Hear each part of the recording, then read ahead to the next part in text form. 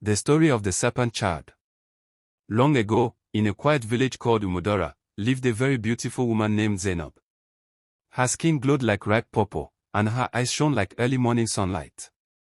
Many admired her beauty, but behind her smile was a deep sorrow. Zainab could not have a child. Day after day, the pain sat heavily in her heart.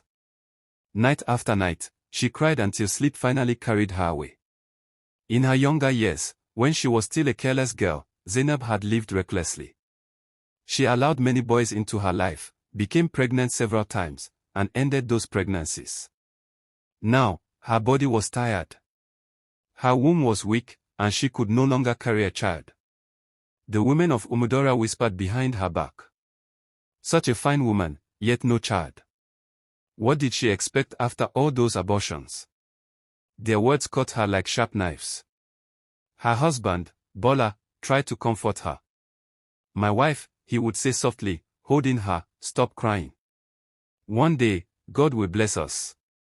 But Zainab's tears would not stop. Deep inside her heart, she made a dangerous decision. "I must have a child, even if I must beg the spirits." She did not know that this choice would change her life forever. At the center of Umudora flowed a great river called River Ngwashi. People believed the powerful water spirit lived there. They said she could give riches, beauty, or children, but she always returned to collect something greater. Zainab did not care. All she wanted was a child.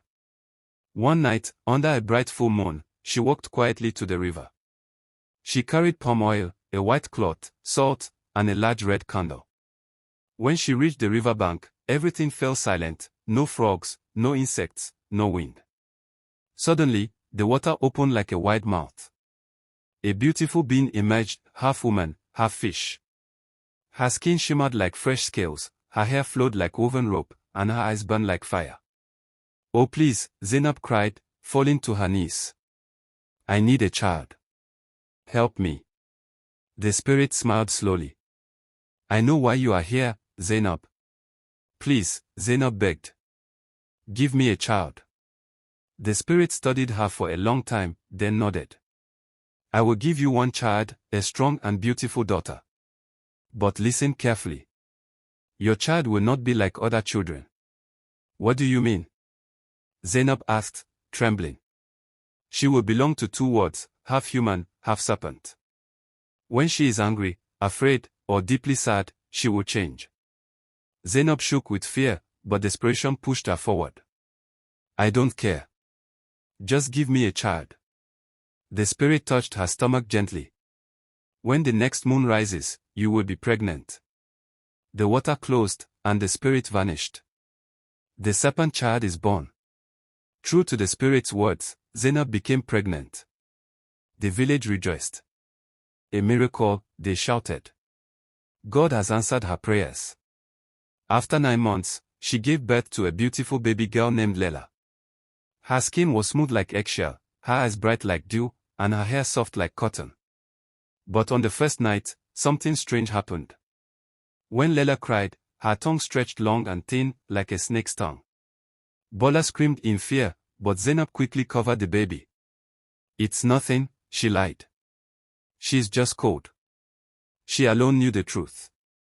As Lela grew, she was joyful and kind. She loved butterflies, rain, and dancing with her mother.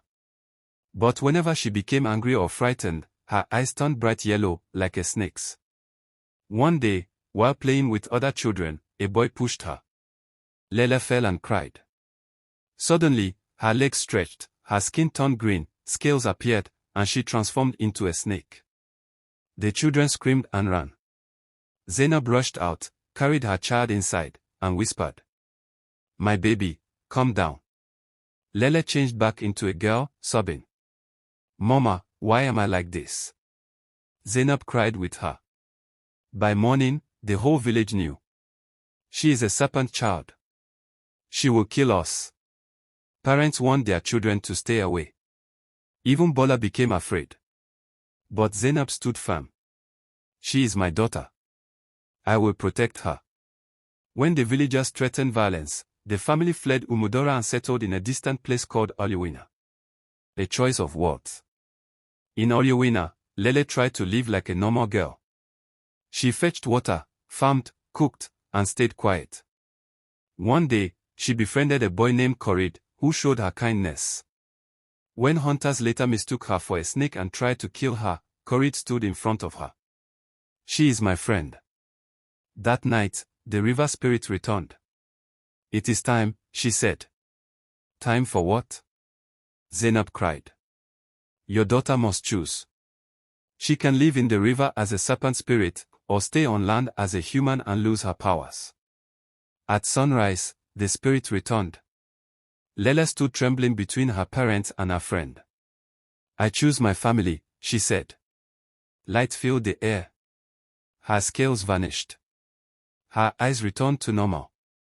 "You are fully human now," the spirit said, before disappearing forever. Lele lived freely from that day on. No fear.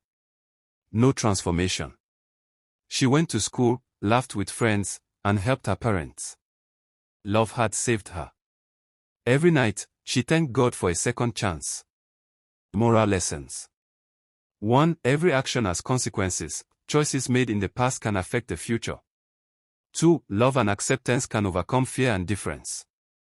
3. Do not judge others because they are different. Thanks for watching. Please like, share and subscribe to my YouTube channel.